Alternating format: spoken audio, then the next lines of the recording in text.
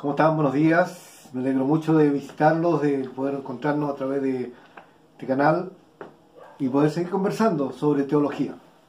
Hacer teología, ya lo habíamos visto, no es meter a Dios en un tubo de ensayo, sino que es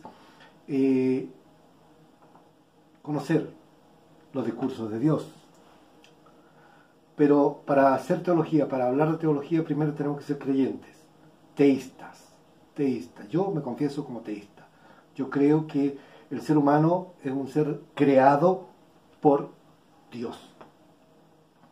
Que todo lo que nos rodea es parte de la creación de Dios. Y ser teísta hoy día no es fácil. No es fácil porque te exige defender lo que tú crees.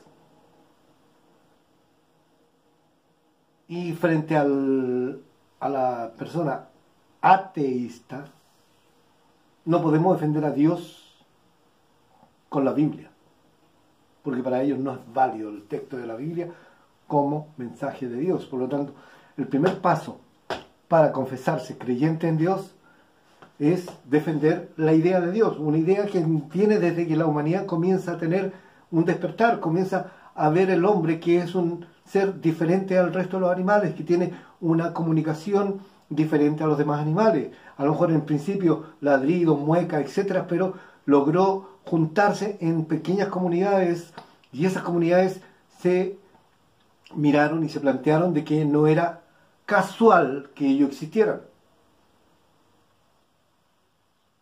¿Cuál es la gran diferencia entre un teísta y un ateísta? En que el ateo cree que todo es casual. Casualmente explotó el Big Bang, casualmente se juntaron las moléculas, casualmente se formó una célula, casualmente... No. Nosotros los teístas creemos que no existe la casualidad, pero sí existe la causalidad. Que todo es causado, tiene un propósito, tiene un objeto. No es que todas las cosas surjan por caprichos.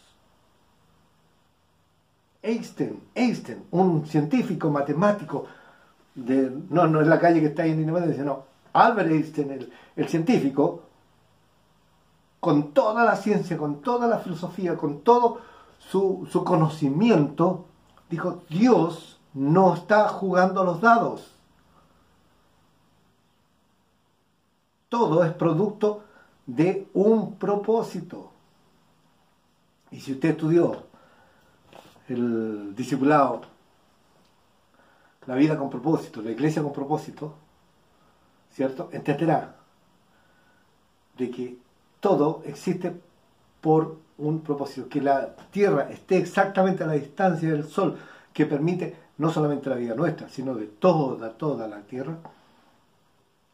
No es una casualidad, es una causalidad, causado.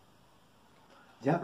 Entonces, nosotros veíamos la semana anterior que la idea de Dios surge cuando el hombre tiene conciencia de que es finito y nos cuesta tanto entender a un ser infinito, pero que sabemos que está ahí, ¿cierto? Entonces, tenemos que ir a lo práctico. Nosotros, para poder entender, defender nuestra posición teológica de teísmo, ¿cierto?, vamos a desarrollar varios argumentos, a estudiarlos, quién los planteó, quién los dijo, y esos argumentos nos van a dar fundamento científico de la existencia de Dios, porque la existencia de Dios se puede probar científicamente. Ese es nuestro planteamiento primero. Podemos plantear, podemos defender, podemos desarrollar la existencia de Dios por el método científico. Sí, y no es difícil. Existen varios argumentos filosóficos que nos demuestran que son usados para otros propósitos, pero como el método científico debe cubrir todos los campos, también se aplican en el punto de vista teológico. El primer argumento sería argumento ontológico. Después vamos a ver las definiciones. Segundo, el argumento cosmológico. Tercero, el argumento teleológico. Y como cuarto, como tercero, ¿cierto? El argumento teológico, y como cuarto, el moral o antropológico. Antro, hombre, ¿ya? Entonces, veamos qué es lo que es el argumento ontológico. Palabras nuevas, puse en un pastor usted con sus palabras difíciles. Bueno, son difíciles cuando no las conocemos. Estamos muy claros, muy claros. ¿Ya? El argumento teológico, la palabra onto, significa estudio del ser. Entonces, la ontología es la parte o la rama de la filosofía, ¿se dan cuenta que es científico? Que estudia la naturaleza del ser, del onto, la existencia y la realidad, tratando de determinar las categorías fundamentales y las relaciones del ser en cuanto al ser. ¿Queremos saber qué es lo que es el hombre? Entonces, estudiamos al ser humano en su esencia. ¿Quién es? ¿Por qué es? ¿Cómo se relaciona? ¿Queremos conocer a Dios a través de la ciencia? Bueno, veamos si Dios primero es un ser. Y en esa seridad de ser, ¿cierto?, podemos nosotros descubrirlo. Y con eso vamos a ayudar a defender nuestra idea. Entonces podemos decir, podemos definir a Dios como aquel ser mayor que el cual no puede pensarse otro. Es decir, un ser que reúne todas las perfecciones y que carece de límites y que no cabe en definiciones. ¿Me entiende? Si el hombre tiene características especiales y estas son producto de la causalidad, ¿desde dónde vienen esas características? ¿Surgieron solas? El hombre dijo un día, oh, no debo matar porque no es bueno. Entonces, esas preguntas que se ha hecho la humanidad desde siempre nos llevan a pensar de que existe un ser superior, mayor que nosotros, que tiene las características mucho más arraigadas que nosotros. Nosotros somos una muestra de esas características. Por ejemplo, usted está preparando un caldo para 100 personas y necesita saber si está bueno de condimentos, bueno de sabor, bueno de cocción, si está a punto. ¿Necesita tomarse todo el caldo para saber que está bueno? ¿O basta con que con una cuchara saque una muestra? Tiene razón, basta con una cucharada, ¿cierto? Nosotros, el ser humano, es una cucharada de la divinidad de Dios. O sea, si toda la humanidad la juntáramos, le hiciéramos una sola papilla, aún así no tendríamos toda la divinidad, porque somos solamente una muestra, ¿ya? No he recurrido a un texto bíblico, hay textos bíblicos que lo aprueban, que lo muestran, que lo defienden, pero vamos a hacer cuenta que estamos defendiendo nuestra teología frente a la persona que no es creyente. ¿Quién es Dios? Dios es un ser con pensamiento, con sentimiento, con proyecto, con propósito, con meta, con todo, superior, infinito, que no tiene ni origen ni fin, que maneja todas las leyes del universo y que tiene propósitos, no solamente conmigo, no solamente con la humanidad, sino que con todo el quehacer del universo. Él es el principio y el fin. ¿Me entiende? Eso es el argumento ontológico, que Dios es un ser infinito, lleno de perfecciones. Dicho de otro modo, si Dios no existiera en la realidad extramental, fuera de nuestro ser, entonces no sería Dios. Alguien por ahí una vez, un alumno me dijo, profesor, si Dios existe, porque mi papá dice que no existe ya, si Dios existe, ¿quién creó a Dios? Y ese es el punto. Si Dios, como nosotros lo percibimos por nuestros sentidos, fue creado por otra, entonces Dios no es Dios. Y ese fue el pensamiento que llevó al mundo griego a comenzar a buscar qué hay más allá, porque lo primero que se preguntó es, bueno, la Tierra, ¿quién afirma la Tierra? Un filósofo dijo, bueno, Atlas, que es un dios griego, Atlas sostiene sobre sus hombros el globo de la Tierra.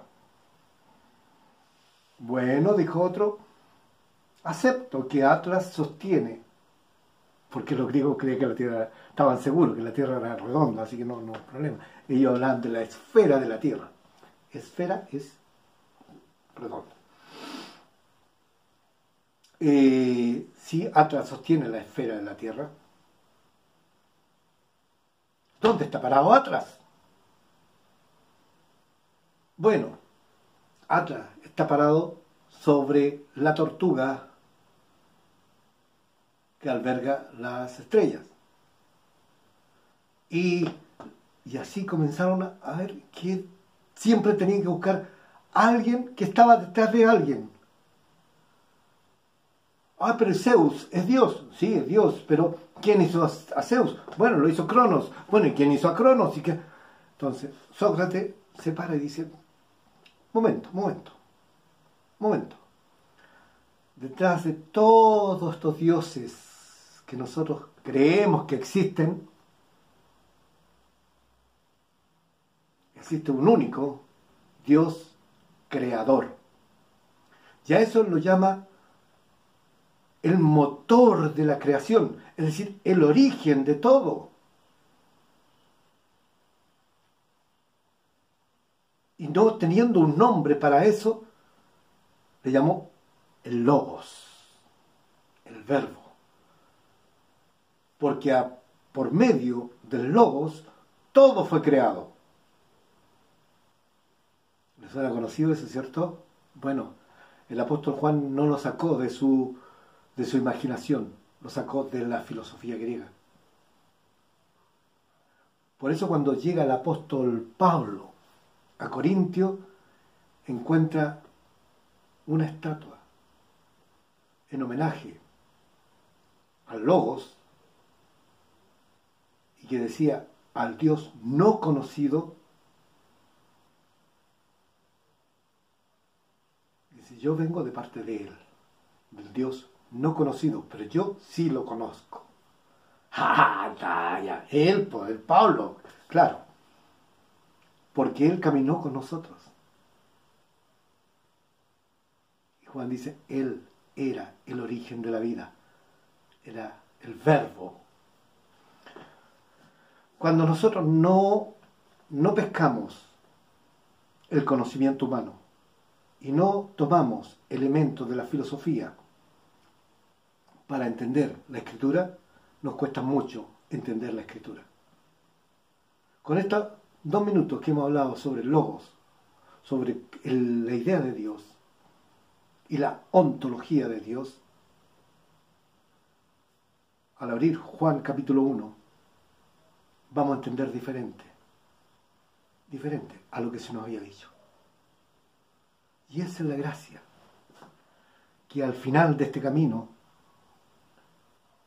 el mensaje bíblico sea claro, puro y transparente. Porque Dios no habló fuera de un contexto. Dios habló siempre en medio de un conocimiento.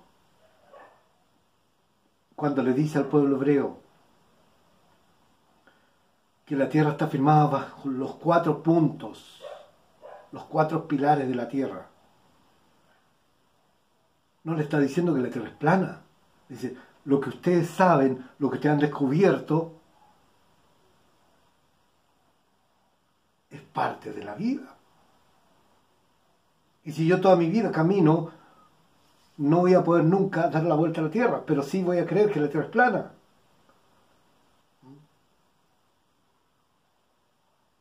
¿Me entienden? Siempre Dios habló a su pueblo por medio de la cultura. Y cuando nosotros tomamos la Biblia, tenemos que viajar al pasado. Si vamos a leer los evangelios, tenemos que viajar 2000 años atrás y caminar por las tierras llenas de polvo, esas callejuelas llenas de polvo de Jerusalén,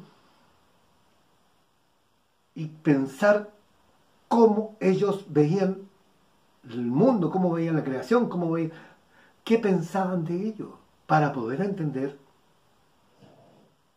lo que fue dicho. Y si queremos leer a Isaías, tenemos que remontarnos 2700 años atrás y ver cómo pensaban ellos, qué pensaban, qué creían. Cuando tomamos las cosas fuera de contexto, sin entender el contexto, de verdad que nos confundimos y entramos en problemas. Primero, lo sucedido en el Antiguo Testamento tiene un sentido temporal, pero tiene una enseñanza trascendental. Esa es la gran ventaja de la Biblia. Así que, ontología es el estudio del ser, y a Dios lo vamos a estudiar como ser vivo, y lo vamos a ver como un ser. El argumento ontológico tiene la intención de hacer patente la existencia real y objetiva de Dios.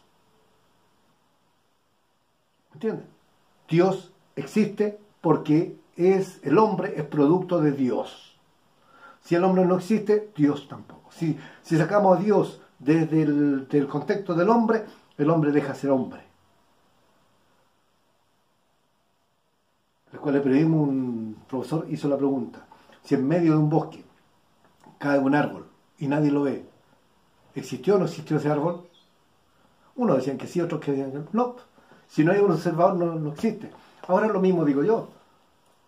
Si el hombre no existiera, ¿existirían los árboles? Buena pregunta, ¿no? No existirían. Porque el hombre es el que le puso nombre al árbol. Si el hombre no existiera, existiría otra cosa que no sería un árbol. ¿Me entiendes? Entonces, si el hombre existe, es porque fue planeado, fue pensado por un ser superior infinito, que nos dio la forma, el pensamiento, y nos introdujo en un mundo hecho para nosotros a la medida nuestra. A la medida nuestra. Capaz de soportar la presión atmosférica, capaz de caminar, respirar este aire que tiene muchos componentes que necesitamos para nuestro desarrollo. No es casual, es causal. Tiene causa. Entonces, decimos, tiene la intención de hacer patente que la existencia de Dios real, objetiva, está involucrada en la misma idea de tal ser. Comúnmente se enuncia que para que incluya todos los argumentos que no sean a posteriori, esto es, que no procedan de efecto a causa, por ello ha sido presentado de diferentes formas. ¿Ya? Tenemos un filósofo, un monje filosófico del siglo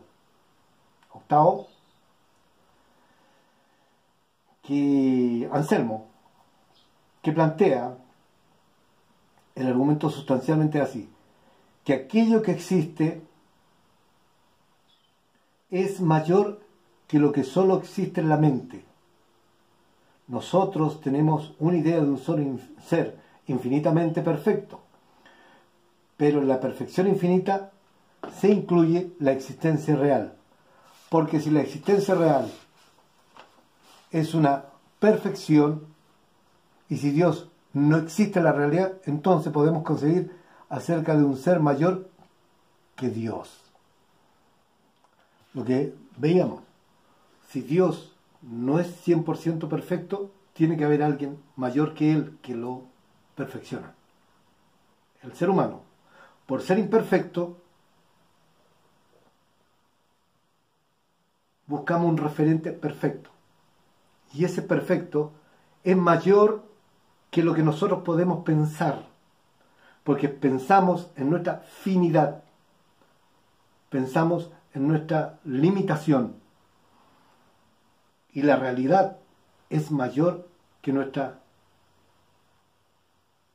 realidad mental. Por lo tanto, todo lo que nosotros podamos pensar de Dios siempre va a ser menor que el Dios real. Y eso nos da la característica de que Dios es un ser infinito perfecto. ¿Me entiende? ¿Vamos bien? Levante la mano el que no ha entendido. Nos quedan 5 minutos. Descartes, matemático, dice: tenemos una idea de un ser infinitamente perfecto. Como somos finitos, esta idea no pudo originarse en nosotros. No podemos pensar en el infinito si somos finitos. Como estamos familiarizados con lo finito, no podría haberse originado en nada de lo que tenemos en nuestro alrededor. Por ello tiene que proceder de Dios. Digámoslo una cosa así. Cuando yo les digo, pensemos en un triángulo cualquiera, voy a usar el ejemplo matemático, ya que Descartes era matemático. Cuando pensamos, yo les digo, piensen en un triángulo cualquiera. Cuando usted piensa en un triángulo cualquiera, no puede imaginarse un triángulo con más de 3 ángulos. Porque por definición, un triángulo es una figura geométrica de 3 ángulos. Cualquiera que sean las medidas. Cualquiera que sean las medidas, siempre le va a dar 3 ángulos. Si usted dice, no, yo hice un triángulo de 4 ángulos, no es un triángulo. ¿Me va entendiendo? No podemos, nuestra mente es tan estrecha, tan finita, de que no puede pensar en más allá. Entonces, la idea de Dios no procede desde el hombre, viene desde afuera. Desde afuera, no nace el hombre por intuición, no descubre a Dios, es Dios quien se descubre ante el hombre. Es cierto que tenemos mucha idea de concepciones que no corresponden a una existencia, pero en tales casos las ideas son arbitrarias o creaciones voluntarias de nuestra propia mente. Pero la idea de Dios es necesaria, no podemos evitar tenerla. Descartes ilustra este argumento defendiendo de la misma manera que va incluido en nuestra idea matemática sobre el triángulo. ¿Me entiende? Entonces, tenemos de que el argumento filosófico nos enseña de que la ontología es el estudio del ser. Y por medio de la filosofía descubrimos que Dios es ser. No es una fuerza, no es una imagen, no está en la imaginería del hombre, es un ser, por lo tanto es real, existe. Y esa existencia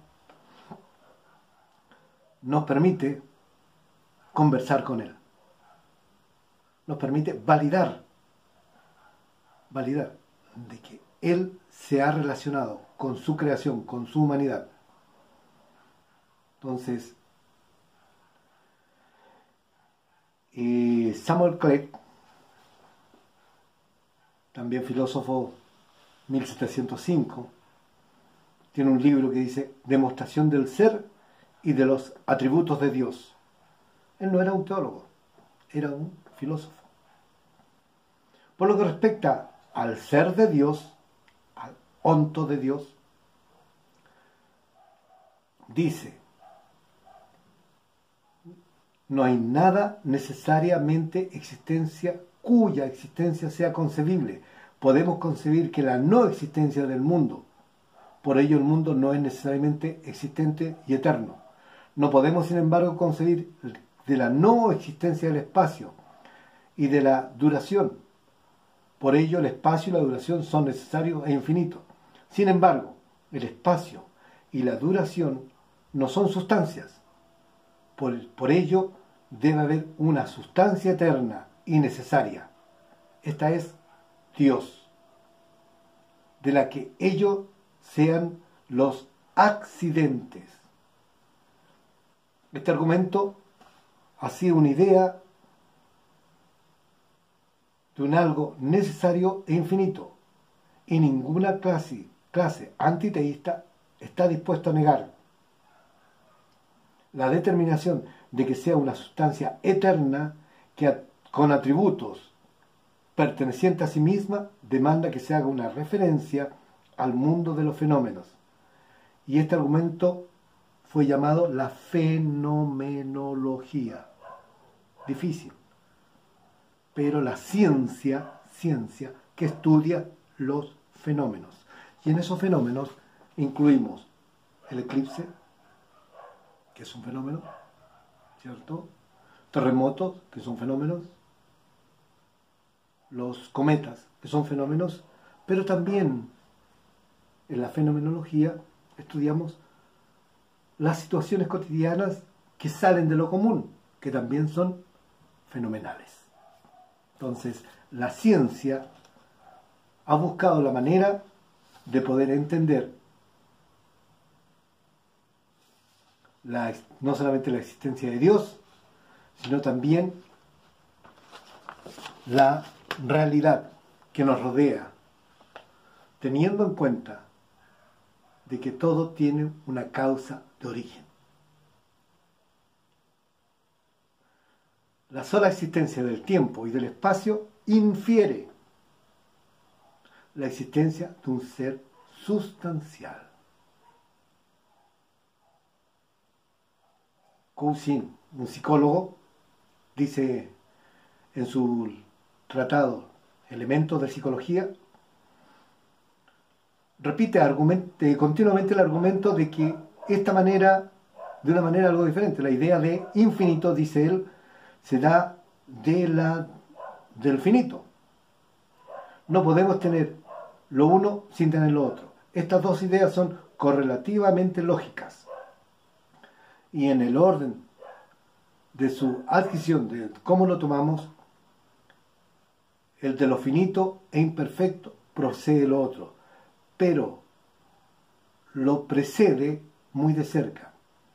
No le es posible a la razón, al pensamiento, a la humanidad, tan pronto como la consecuencia le da a la mente la idea de lo finito e imperfecto, dejar de concebir la idea de lo infinito, de lo perfecto. Es decir, nuestra seriedad finita nos da derecho a pensar que el origen es infinito.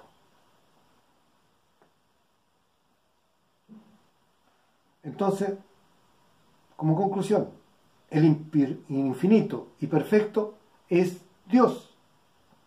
El universo es infinito. ¿Qué hay detrás del universo? Dios, que es más grande que ese infinito. Una vez más, el argumento que tenemos aquí es aquello de lo que tenemos una idea es real. La verdad es que no se supone que una proposición general, podemos imaginar una gárgola, ¿m? Podemos imaginar un centauro, podemos imaginar no un caballo casado, no, un unicornio, ¿m? Porque están dentro de nuestra imaginación, pero ellos existen a partir de nosotros. Nosotros existimos a partir de Dios.